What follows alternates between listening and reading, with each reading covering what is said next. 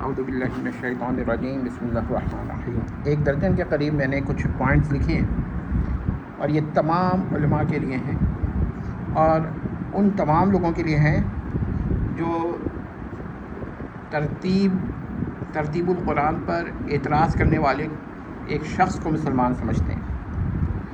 دیکھیے، قرآن کی آیات اور سور یعنی سورہ کی جمع سین واو را کی ترتیب کو، جو ترتیب ہے نا وہ توقیفی ہے۔ ایک آیت کو بھی ادھر سے ادھر نہیں کیا جا سکتا۔ اس کو تحریف فی ترتیب کہا جائے گا اگر کوئی اس کا قائل ہوگا۔ ترتیب القرآن کا انکار کفر قطعی ہے، یعنی جو ترتیب ہے نا اس کو کہنا یہ غلط ہے کسی ایک آیت کے بارے میں، یہ بھی کفر قطعی ہے۔ یہ کفر ایسا نہیں کہ اس پر اعتراض کرنے والا مسلمان ہے، بلکہ ایسا کفر ہے کہ جس کے کفر پہ شک کرنا بھی کفر ہے۔ یعنی جو کوئی ترتیب القرآن پر اعتراض کرتا ہے وہ کافر ہو جاتا ہے، اور جو اس کے کفر میں بھی شک کرے وہ بھی کافر ہو جاتا ہے۔ یہ پوائنٹ نوٹ کر لیے، قرآن کی ترتیب پر اختلاف کرنا بہت ہی خطرناک بات ہے۔ کوفی اور غیر کوفی آیات کے فرق سے تعدد ترتیب لازم آتا ہے، لیکن کسی ایک ترتیب کا انکار بھی نہیں کیا جا سکتا اگر یہ فرق مان لیں، لیکن کسی ایک ترتیب کا انکار بھی کفر ہے۔ تعدد التراتیب اور چیز ہے اور انکار التراتیب اور چیز ہے۔ تو یاد رکھیے گا کہ اگر کوئی کوفی اور غیر کوفی کا مسئلہ اٹھائے تو اس سے کہیے گا یہ تعدد ہے، وہ جو کوفی کا قائل ہے وہ غیر کوفی کو بھی حق مانے، اور غیر کوفی کا جو قائل ہے وہ کوفی کو بھی حق مانے۔ اگر وہ کسی ایک کو کفر کہہ رہا ہے یا ایک کو باطل قرار دے رہا ہے تو اس کا ایمان خطرے میں اور کفر ہے، کیونکہ جو ترتیب جو متواتر آئی ہے اس کا انکار تو کفر ہے بہرا۔ ٹھیک ہے، آیات کی تقدیم اور تاخیر کا عقیدہ کفر ہے۔ مطلب یہ ہے کہ آپ سورہ فاتحہ میں پہلی آیت کو دوسری جگہ قرار دیجیے، دوسری کو پہلی جگہ، اور ترتیب کے جو ترتیب ہے موجودہ اس کا انکار کریے تو کفر ہو جاتا ہے۔ ایک میں مثال دی، سور کی ترتیب کا انکار باطل اور کفر ہے۔ یہ بھی یاد رکھیے گا کہ جو ترتیب قرآن کی ہے اجماعی، اس میں سے کسی ایک کا انکار بھی کفر ہے۔ یہ پوائنٹ نوٹ کر لیجیے گا، اور اگر نظم قرآن کے خلاف کوئی روایت ہوگی تو وہ باطل ہوگی یا اس کی تعویل ہوگی۔ کفر کے لیے صرف ایک وجہ کافی ہے۔ تو یہ بھی یاد رکھیے گا کہ اگر کوئی ترتیب کا انکار کرتا ہے جو متواتر ترتیب ہے تو اس کا انکار کفر ہے، اور کفر کے لیے صرف ایک وجہ بھی کافی ہے۔ یعنی ایک بہت ہی بڑا عالم ہے، اس نے 100 جلدوں میں قرآن کی تفسیر لکھی ہے، مگر صرف ایک آیت پر اختلاف کر رہا ہے۔ حدیث کا بھی عالم ہے، لیکن وہ ایک آیت کے بارے میں کہہ رہا ہے کہ یہ غلط لکھی ہوئی ہے، اس کو کہیں اور ہونا چاہیے یا یہاں ہونا چاہیے یا یہاں پر ٹھیک نہیں ہے، تو وہ کافر و مرتد ہو جاتا ہے ایک آیت کے انکار پر، ایک ترتیب پر۔ یہ بحث ترتیب کے اعتبار سے۔ کفر و ایمان کا فیصلہ عقائد پر ہے، نہ کہ حالت الموت پر۔ یعنی کہ دیکھیے، ایک آدمی مدینہ شریف چلا جائے، مکہ شریف چلا جائے، ٹھیک ہے، اور حرم شریف کے پاس یا قبر نبوی کے قریب اس کا سجدے کی حالت میں انتقال ہو جائے مگر اس کا عقیدہ کفریہ ہو، تو فیصلہ عقیدے کی بنیاد پر ہوگا، حالت موت کے بنیاد پر نہیں ہوگا۔ اور یہی وجہ ہے کہ اگر کوئی فرض کیجئے بدعتی ہے، لیکن اس کی بدعت مکفرہ ہے، تو وہ کہیں بھی انتقال ہو جائے کسی بھی حالت میں تو اس کی حالت کا اعتبار نہیں ہوگا۔ یہ تو دنیات ہیں، دنیات کا معارضہ جب قطعیات سے ہوتا ہے تو دنیات مزمحل ہو جاتے ہیں۔ صحابہ کی توہین فسق ہے، بشرطے کہ ان کے ان کو افضل مانا جائے، ان کی صحابیہ کو تسلیم کیا جائے، ان کے مقام و مرتبے کو تسلیم کیا جائے، پھر بھی کسی وجہ سے توہین کی جائے، لیکن صحابہ کی تکفیر جو ہے وہ کفر ہے۔ یاد دیکھیے، منافق کو صحابی نہیں کہتے اور صحابی کو منافق نہیں کہتے۔ اور اگر کہیں پر کسی روایہ میں کسی منافق کے لیے صحابی کا لفظ آیا ہے تو وہ قابل تعویل ہوگا، وہ اس کا ہم اتباع نہیں کر سکتے عام گفتگو میں، ویسا نہیں بول سکتے۔ یہ ایسی ہی بات ہے کہ لغوی طور پر اگر کسی کو فرشتوں کو بھی رسول کا لفظ آ گیا ہے، لیکن ہم اعتقادی طور پہ نہیں بول سکتے، عام گفتگو میں نہیں بول سکتے۔ ذرا پوائنٹ نوٹ کر لیں۔ ہاں، اگر کہیں ایسا آئے گا تو وہاں پر ہم وہ کر دیں گے، لیکن اس سے باہر نہیں کریں گے، کیونکہ اب اصطلاحات معین ہو چکی ہیں، ڈیفینیٹائز ہو چکی ہیں، اب اس کو چینجنگ کرنا کفر ہو جاتا ہے۔ ورنہ تو ہر شخص کسی معنی میں کہہ دے، جو شخص عقائد کے سبب ملعون ہو اس کے لیے عدیائے مغفرہ اور عدیائے رحمہ کفر و ممنوع ہے، یا کم از کم ممنوع ہے۔ دیکھیے، اگر اس کے عقائد کفر تک ہیں تو اس کے لیے دعا کرنا کفر ہے، لیکن اگر اس کے عقائد کفر تک نہیں پہنچے لیکن بہت فسق ہے تو اس کے لیے دعا کرنا جائز نہیں، کیونکہ وہ اعمال یا عقائد کے سبب کیا ہو چکا ہے، وہ ملعون ہو چکا ہے۔ تو جو عقائد کے سبب ملعون ہو۔ اچھا، اب یہاں پر بعض حضرات نے یہ بھی پوائنٹ پیش کیا ہے کہ یزید اپنے اعمال کے سبب ملعون ہے، تو اس کے لیے دعائے مغفرت جائز نہیں ہے۔ ایک اختلافی مسئلہ ہے۔ ہم کہتے ہیں کہ یزید اپنے اعمال کے سبب ملعون ہے، جیسا کہ قاتلان عثمان اپنے اعمال کے سبب ملعون تھے، تو ان کے لیے دعائے مغفرت جائز نہیں ہے۔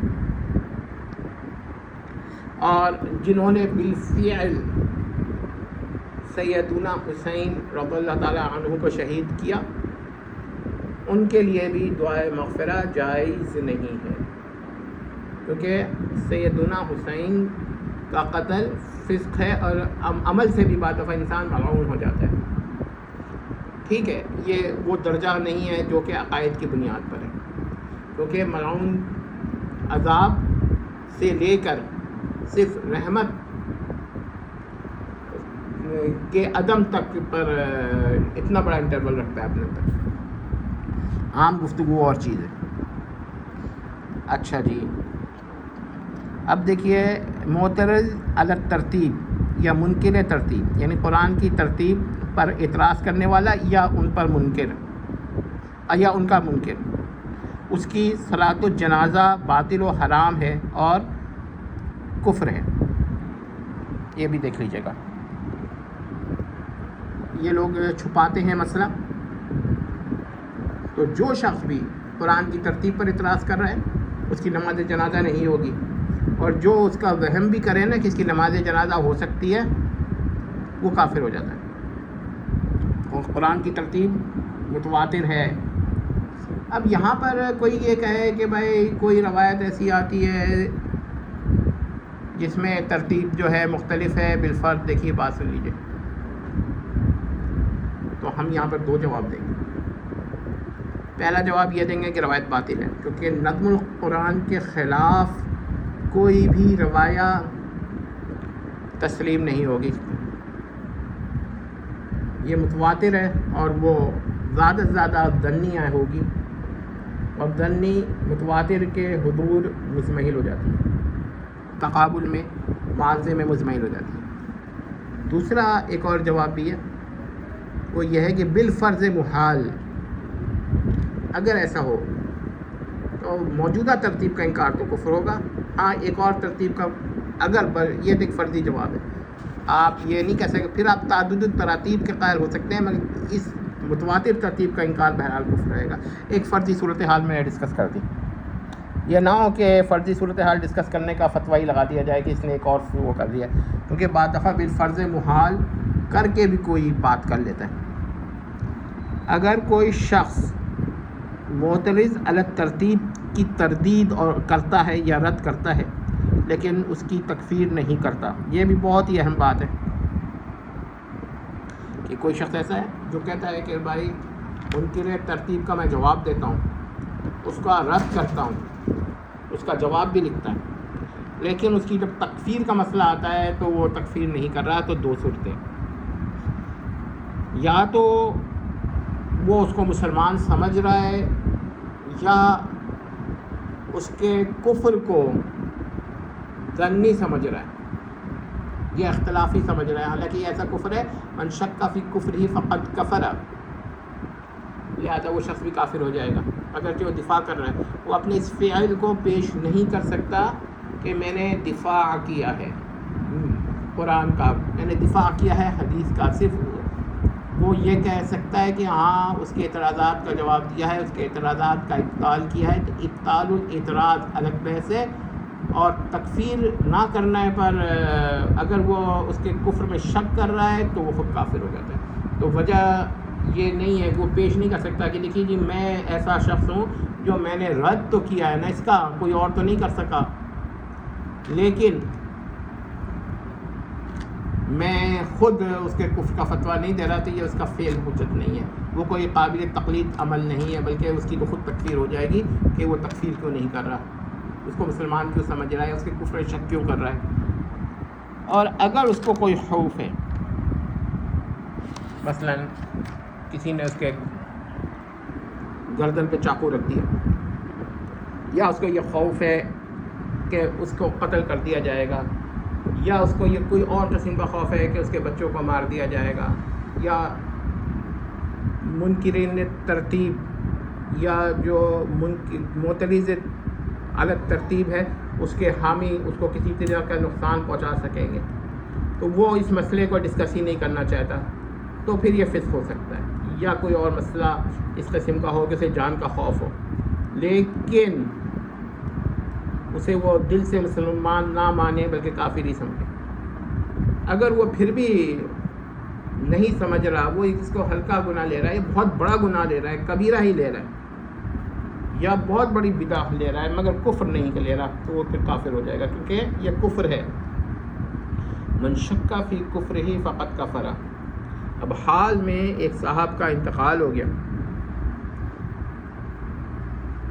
یہ سمجھ لیجیے, اور وہ منکر ترتیب تھے. کم سے کم ایک آیت پر تو اعتراض, ایک ترتیب پر بھی اعتراض کرے کوئی تو کافر ہو جاتا ہے.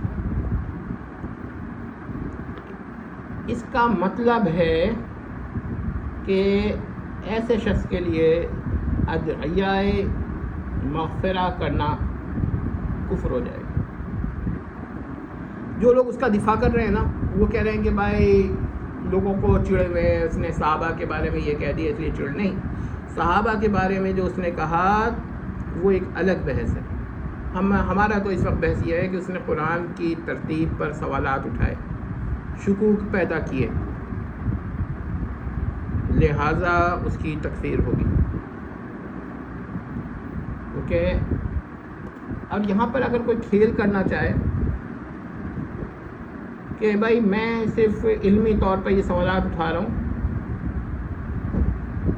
تو وہ اصل میں شبہات تو پیدا کر رہا ہے نا قرآن پر. اس کو تو چاہیے تھا کہ وہ اس طرح کی شبہات کا صرف جواب لکھتا, کہ اگر کوئی یہ اعتراض کرے تو یہ جواب, وہ ایک الگ بحث ہوتی. مگر اس نے تو شکوک پیدا کیے, اب اس کے پاس کوئی دفاع نہیں ہے. یہ ایسی بات ہے کہ کوئی رسول اللہ کی نبوت پہ شکوک پیدا کر دے جان کر, علمی مقالہ لکھ دے کوئی, نوز باللہ نام نہاد علمی مقالہ, جسے یہ لوگ کہتے ہیں نا اکیڈمک پیپر, کہ بھائی رسول اللہ کے نبوت پر پہلا اعتراض, دوسرا اعتراض, تیسرا اعتراض. بھائی اگر آپ تک یہ اعتراضات پہنچے تو آپ جواب دیں گے اس کا لکھ کر. یہ نہیں ہے کہ آپ اس پہ شبہات پیدا کر دیں جمع کر کے اعتراضات.